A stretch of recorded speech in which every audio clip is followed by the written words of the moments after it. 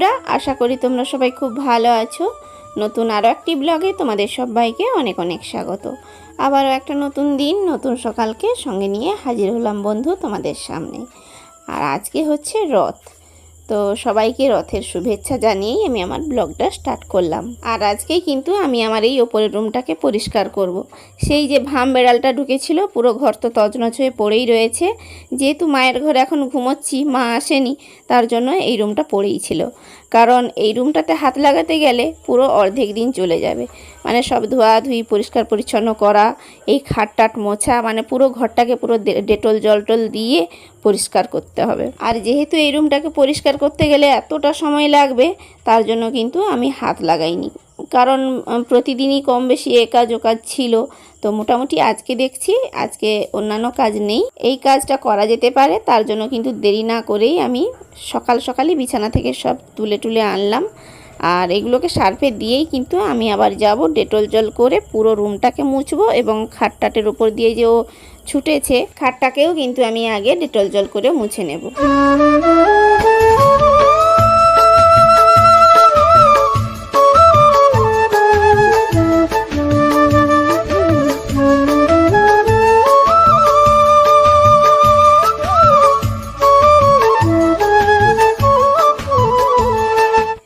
এগুলো একটু ভিজুক, আর আমি ওপরটা ডেটল জল দিয়ে মুছতে যাব এবারে। আসলে তোমাদেরকে বলেছিলাম না যে ওই ভাম বেড়ালটা যখন ঢোকে প্রচুর গন্ধ ছিল, একটা বিভৎস বাজে গন্ধ ছিল। তো মাকে ওই কথাটা বলতে মা বলল যে ওরা তো কোথায় কোথায় ঘোরে তার ঠিক নেই, তার জন্য মানে ওদের পায়ে অনেক রকম জীবাণু থাকতে পারে। তো ডেটল জল করে পুরো খাটটার যেমন মুছবি, পুরো ঘরটাকেও মুছে নিয়ে আসবি। আগের ভিডিওতে বললাম না যে ভাম বেড়ালটা সানপ্যাক ছিঁড়ে নিয়ে রুমের মধ্যে পড়েছে। ও সানপ্যাক ছেঁড়ার কারণে পুরো রুমটা ঝুল কালিতে ভর্তি হয়ে গেছে। মানে প্রায় 2-2.5 বছর হলো সানপ্যাকগুলো লাগানো হয়েছে, ওগুলো তো আর খুলে দেখা হয়নি। মানে ওই সানপ্যাকগুলোর ওপরে প্রচুর নোংরা জমেছিল। তো যাই হোক, এই কারণে আমি ঝাঁটটাট দিয়ে রুমটাকে পরিষ্কার করে ফেলেছি, শুধুমাত্রই মুছতে পারলেই হলো পুরো রুমটাকে। আমার তো ওই দিনকার কথা মনে করলেই কেমন যেন গা শিউরে উঠে। ভাবছি যে যদি আমি ঘুমিয়ে থাকতেই এসে পড়তো এইভাবে, মানে কি অবস্থা হতো, কতটা ভয়ঙ্কর ব্যাপার ঘটেছে বলো সেই দিন। কিভাবে যে অ্যাজবেস্টারের সাইড দিয়ে ঢুকলো, মানে সেটা এখনও আমরা বুঝতে পারছি না। সাধারণত সব কিছুকেই বাড়ির দরজা টরজা দিয়ে ঢোকে, তো ও একেবারে গাছ বেয়ে উঠেছে উঁচু অ্যাজবেস্টারে, সেইখান দিয়ে আবার অ্যাজবেস্টার আর পাড়ের ফাঁক দিয়ে রুমের মধ্যে ঢুকেছে।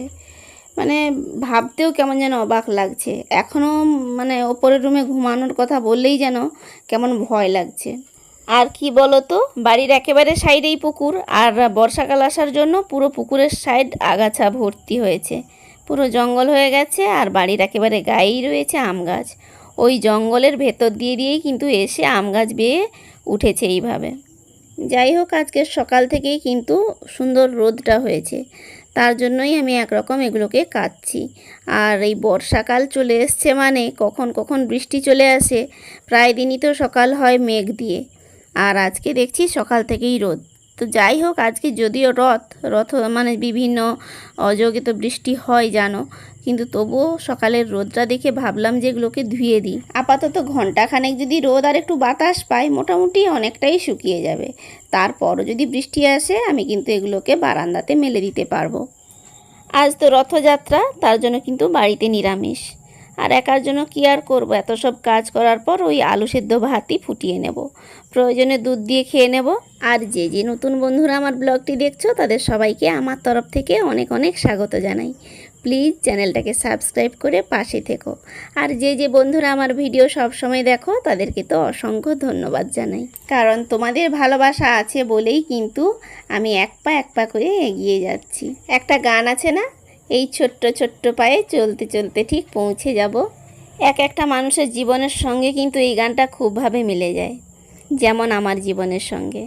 তো যাই হোক, দেখো স্নান হয়ে গেছে, এবার যাব পুজো দিতে। আর স্নান করে এসেই দেখলাম একটা পাকা কাঁঠাল গাছের নিচে পড়ে রয়েছে। ও বুঝকি, চুপচাপ বসে আছিস কেন? কি হলো বাবা, আবার ঘুরে গেলি? কথা বলবি না? ও বুঝকি, এই তোর নাম কি পুচকি?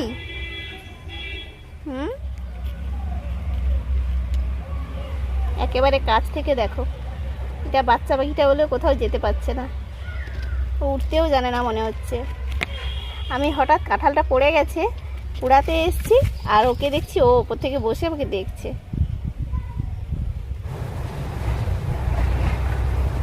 পাকা কাঁঠাল পড়ে গেছে আজকে, মানে গোপাল রথের দিনে পাকা কাঁঠাল খাবে বলেই পড়ে গেল কাঁঠালটা। চলো এখনো পুজো করিনি, গোপালকে দিয়ে দিই, তারপর পাকা কাঁঠাল খাওয়া হবে। তো এই যে কাঁঠাল ভাঙা হয়ে গেছে, এবার পুজো দিতে নিয়ে যাচ্ছি। ভেবেছিলাম যে পাখিটাকে তার মা এসে নিয়ে যাবে, তার জন্য কিন্তু আমি পুজো দিতে চলে গেছিলাম ওকে এইভাবে রেখে। এসে দেখছি ও এখনও এইভাবে বসে রয়েছে, মনে হয় ও কোনোভাবে ভয় পেয়েছে, তার জন্য ও কিন্তু জড়সড় হয়ে বসে রয়েছে। আমার তো হাতে নিতেও ওকে ভয় লাগছে, মাথায় হাত বোলাচ্ছিলাম, কিছু বলছে না দেখছি, কিন্তু ভয় লাগছে যদি ঠোক্কর মেরে দেয়। আর আমাদের গলুর অবস্থা দেখো, আমি ডাকছি পাখিটাকে আর ও আমার সঙ্গে এও এও করে কথা বলছে। তোকে ডাকছি, তোকে কি ডাকছি? এই যে দেখো ঝুড়িতে নিয়েছি, আয় নিয়ে যা। ও তো অনেকক্ষণ থেকেই ডাকছে, বাচ্চাটা এমন জায়গায় লুকিয়েছিল ওর মা কিন্তু দেখতে পাচ্ছিল না, তার জন্য আমি এই ঝুড়িতে করে বের করে এনেছি। এই বাইরে ফাঁকা জায়গায় রাখলে যদি দেখতে পায় আর ওকে নিয়ে যায়। এই বুঝকি,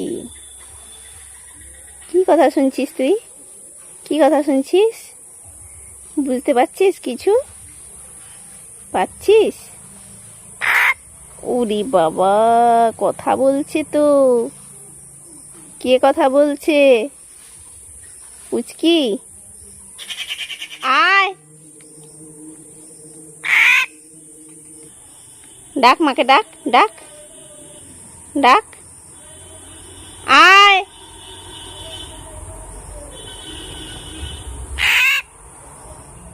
আয়,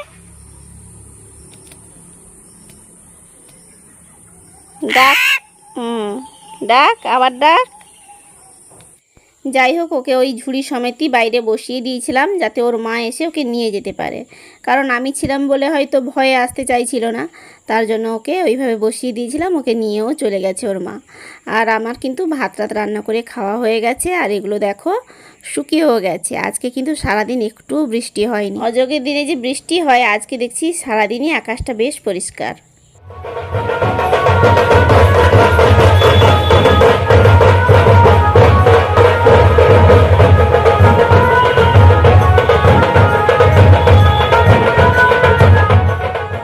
তো এই যে দেখো আমাদের বাড়ির সামনে দিয়েই রথ যাচ্ছে।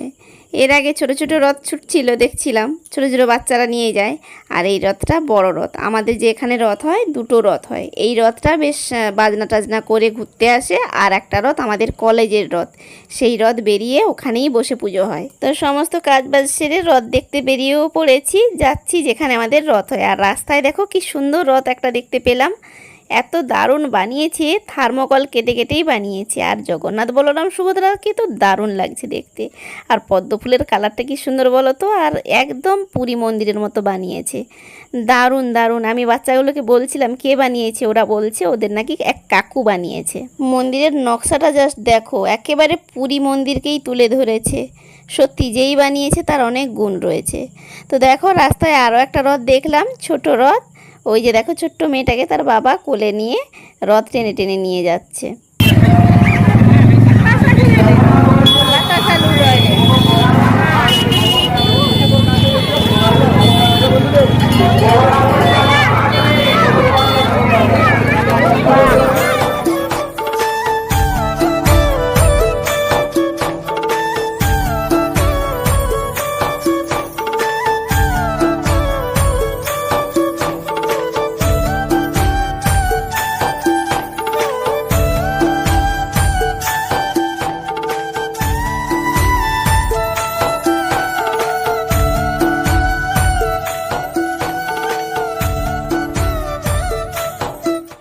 আচ্ছা বন্ধুরা, রথের মধ্যে জিনাকে দেখলে যে জগন্নাথ বলরাম সুভদ্রা রয়েছেন, তার নিচে রয়েছেন আরও একজন মহাপুরুষ। তিনি কে জানো কি? তিনি আমাদের পরমারাধ্য পরমহংস যোগানন্দজি। আমি যে স্কুলে বা যে কলেজে পড়েছি, সেই স্কুল বা কলেজ ইনারই প্রতিষ্ঠান, মানে আমি সৎসঙ্গ স্কুলে এবং সৎসঙ্গ কলেজে পড়েছি। আর এই কলেজেই কিন্তু আমি বিএ পাশ করেছি। আমার বাড়ি থেকে হাঁটা 15 মিনিট, বাড়ি থেকে 15 মিনিট হেঁটে এলেই আমার কলেজ, তারপর স্কুল। এই কলেজের সাইডেই রয়েছে আমাদের গার্লস স্কুল।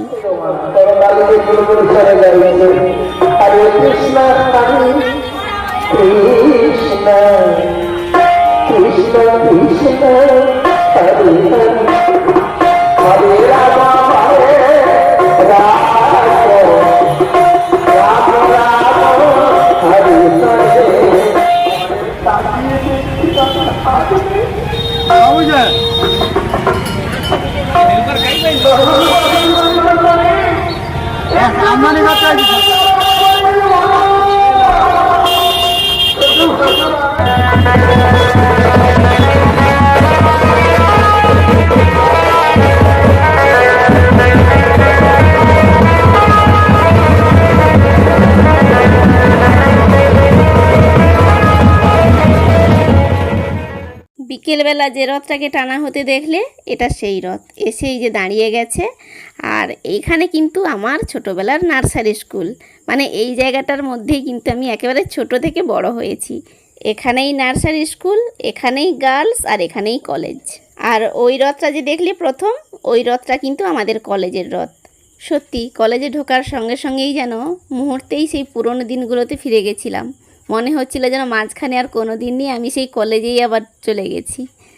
তো যাই হোক, দেখো মেলা থেকে এই সবই আনা হয়েছে, চপ, দো পেঁয়াজি আর জিলাপি, আর এই যে ঝুরি ভাজা। তো এই যে সঙ্গে সঙ্গে একটু জিলাপিও খেতে বসে পড়লাম। কেউ তো বাড়িতে নেই, একারই সংসার, একাই চলছি। যাই হোক, জিলাপিটা কিন্তু খুব সুন্দর হয়েছে, সব কিছুই ভালো, চপটাও কিন্তু দারুণ খেতে। যাই হোক, আজ তবে আসি বন্ধুরা, টাটা।